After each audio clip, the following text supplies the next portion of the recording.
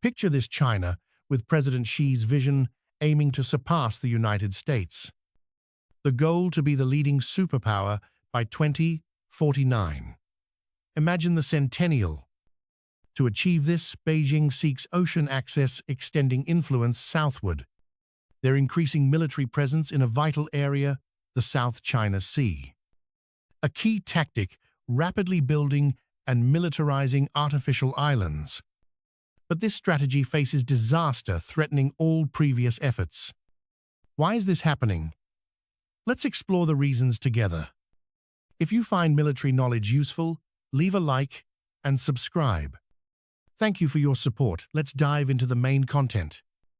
As mentioned, the South China Sea could be China's next battleground.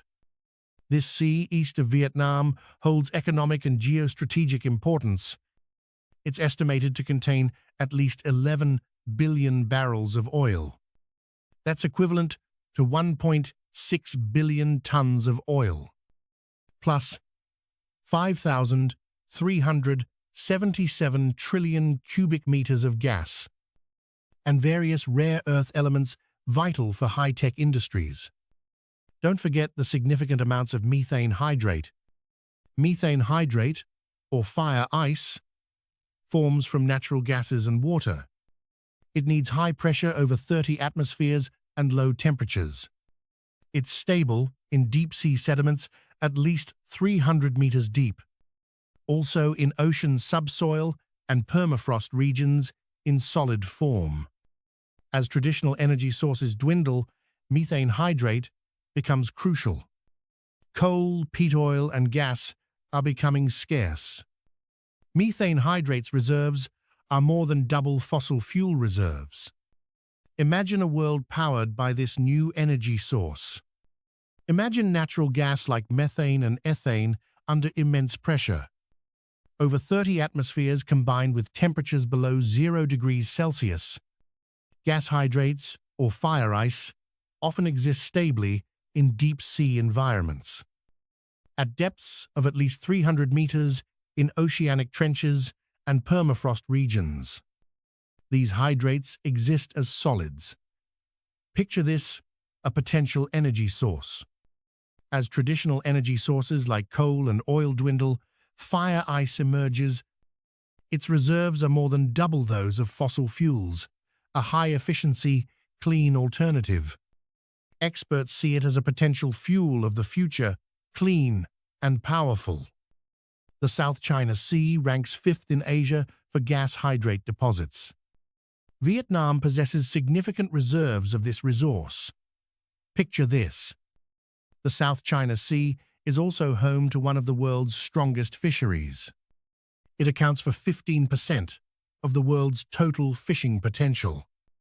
It is also a crucial junction on the world's second busiest trade route, second only to the Mediterranean.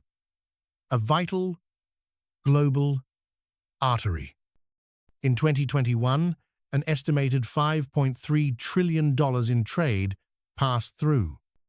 That's 22% of total international trade value. Imagine the stakes, including 40% of the world's total petroleum products, 60% of maritime trade, and 1/3 of all maritime transport. Control of the South China Sea means control of nations dependent on it. China clearly desires this control. A growing ambition.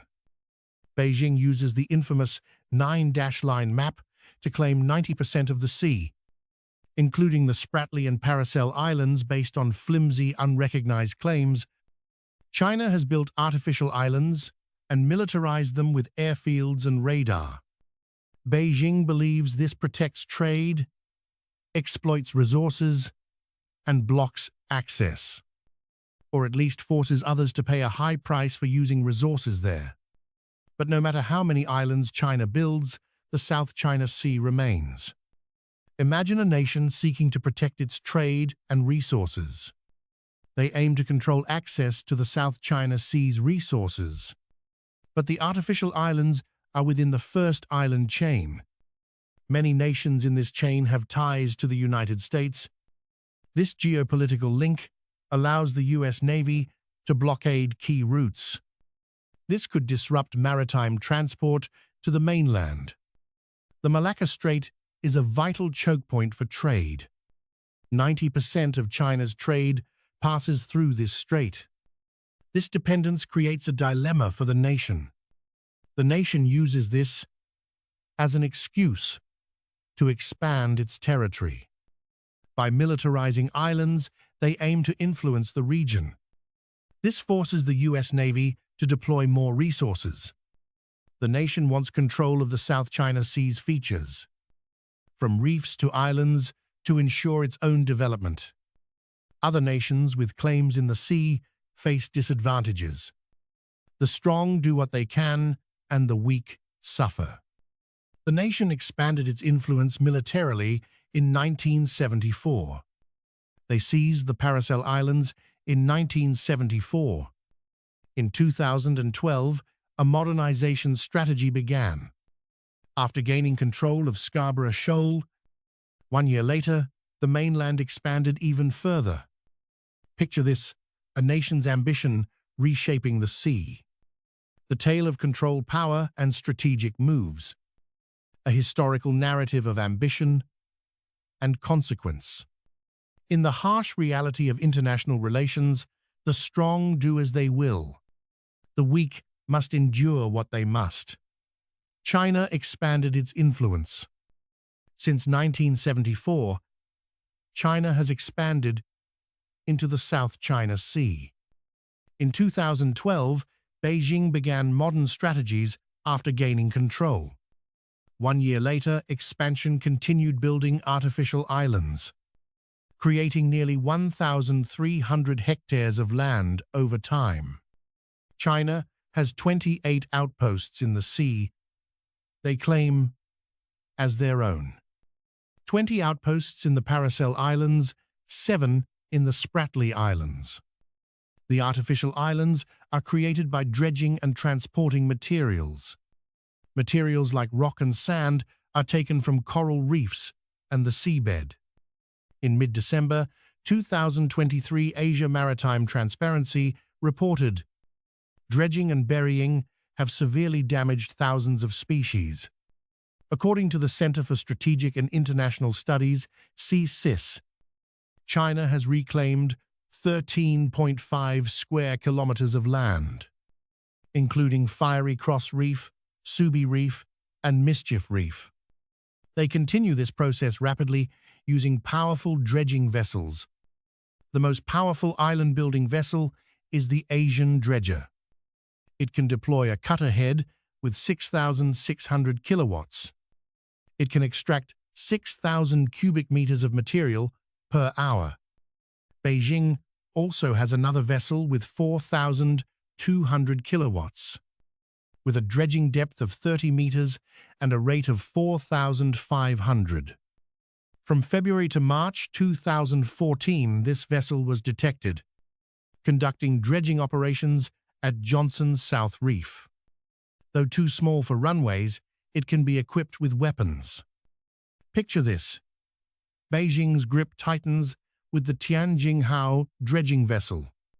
Its power, 4,200 kilowatts, excavating 30 meters deep.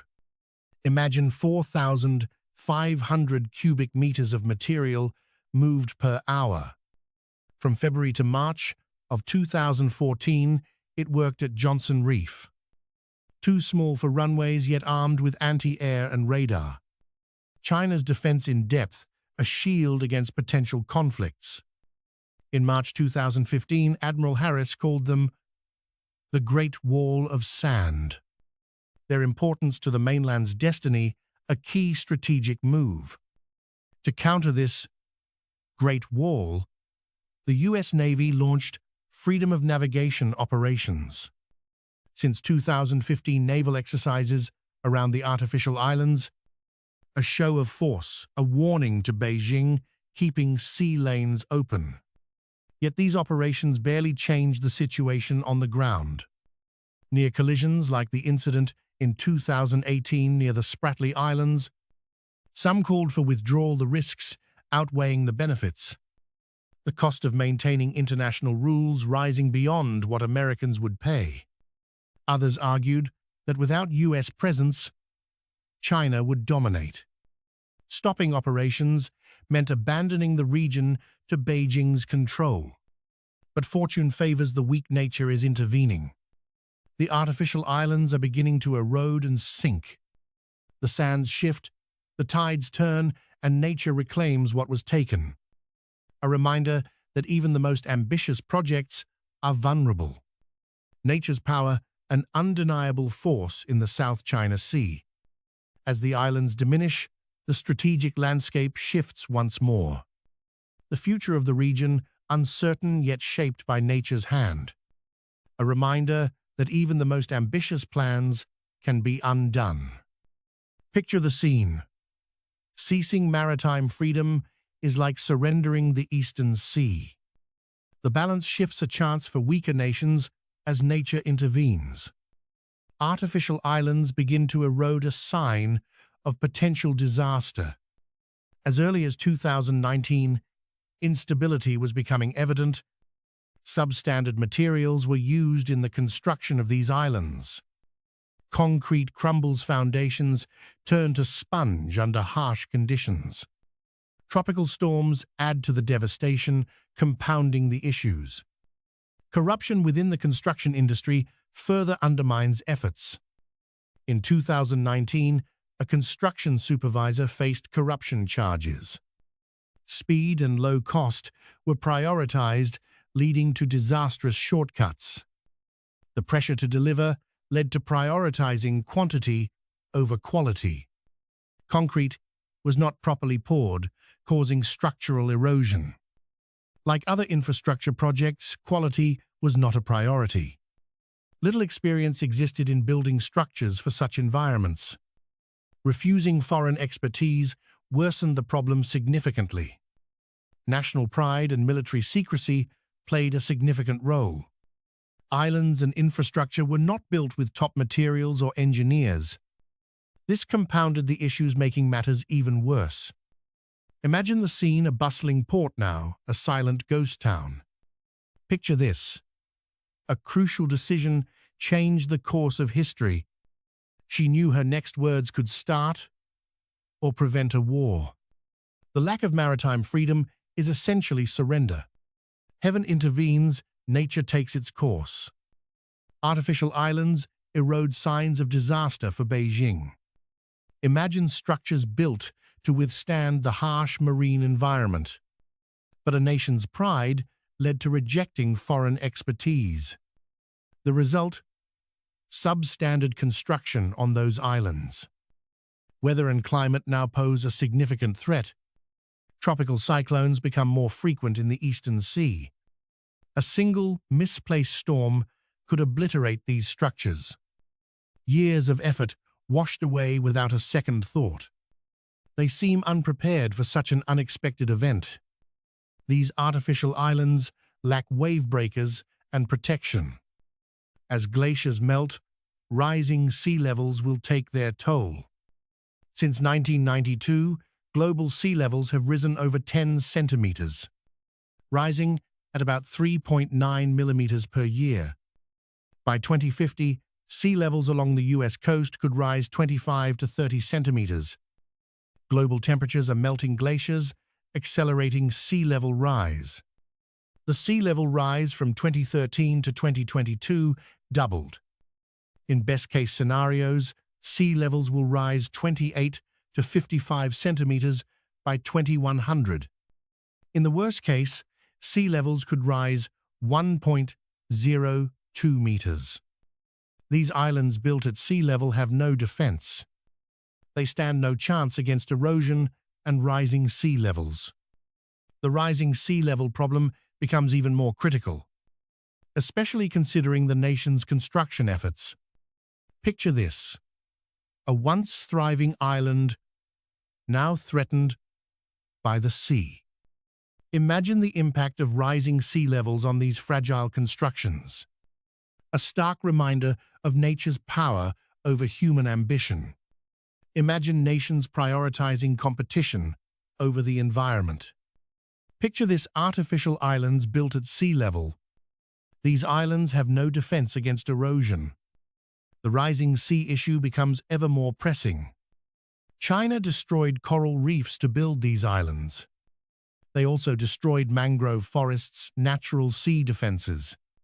Coral reefs dissipate 97% of wave energy. This protects coastal communities from rising waters. Reefs prevent erosion on beaches. Coral allows sediment to form, aiding mangrove growth. Mangroves further break wave energy with their roots. Together, they form the first line of defense. China destroyed this ecosystem to build islands. They removed the natural defenses against climate change. Sea levels rise, storms intensify, and become more frequent. In 2019, Beijing announced reef restoration. They would restore reefs in the Spratly Islands. Protection and restoration facilities were built. They surveyed damaged areas to aid recovery. Combining natural and artificial restoration methods, China lacks experience in this field. In 2015, they claimed island building didn't harm reefs. Meanwhile, ships relentlessly dredged and crushed coral. Imagine natural and artificial methods tried to help coral recover.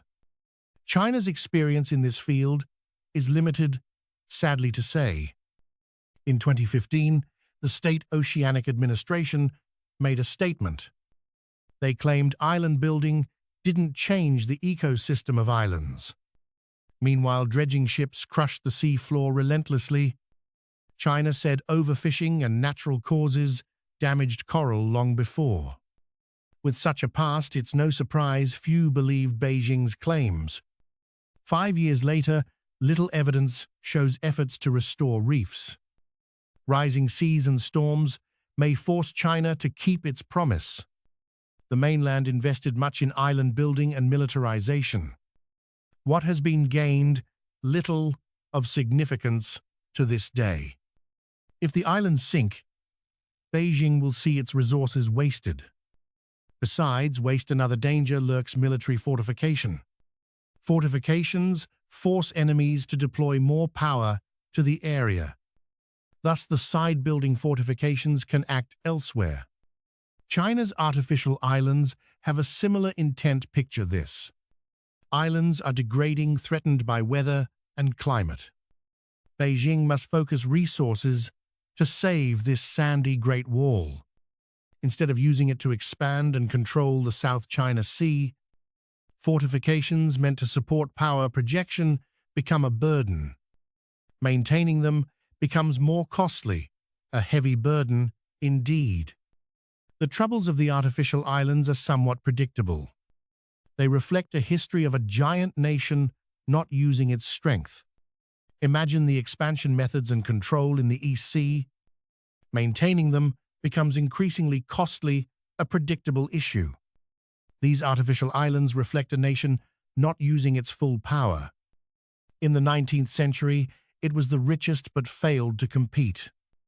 History may repeat as it faces issues limiting its potential. Expansion in the East Sea highlights this old paradox. Island building seemed to secure regional dominance. But disputes, competition, corruption, and tech issues arise. As islands sink, efforts will be dragged down with them. Islands achieved short-term goals in the East Sea. National games are marathons, not sprints. If islands fail, they will cost more than they gained. What do you think of the island building strategy? Will it be an effective power projection method? What if the East Sea reclaims them? What opportunities will arise for reclaiming territories? Don't hesitate to leave your thoughts below. Thank you, and see you in the next video. Have a great day. Imagine the expansion methods and control in the East Sea. Maintaining them becomes increasingly costly, a predictable issue. These artificial islands reflect a nation not using its full power. In the 19th century, it was the richest but failed to compete. Have a great day.